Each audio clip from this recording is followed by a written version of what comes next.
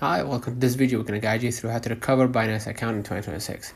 So, if you're a verified user, they're going to ask you to verify your phone number or your email, right? So they're going to send a code to your email or phone.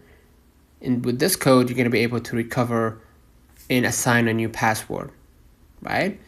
And if you added another layer of protection, let me go ahead here, click the arrow thing, and added like two-factor authentication, like passkeys, authenticator app, right? The authenticator app is the best feature I ever had because it really goes beyond the password and everything, especially even in the facial recognition, right? You can just with your face on, you can verify that this is your account, and they're gonna be able to log in immediately. But with authenticator app, you can go back, right? Go ahead to your authenticator app like Microsoft Authenticator or Google Authenticator and find here the Binance code, right? Which is updated like every minute, every 60 seconds. Okay? And you can just copy the code by pressing it and add the code inside, right?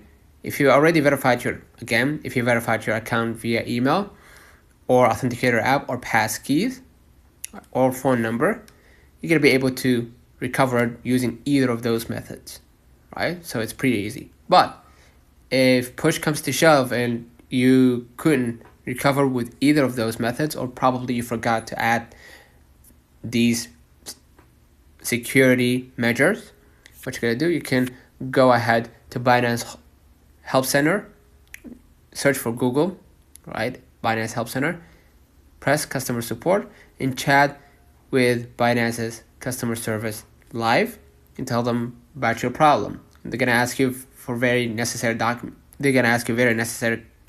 documents like your email, your ID, etc. They're not gonna ask very sensitive stuff. They're gonna ask documents to further verify that this is your account, and they're gonna work with you to recover it. So consider liking this video, subscribing, turn on the notification bell to receive every video we upload. Until next time, see you.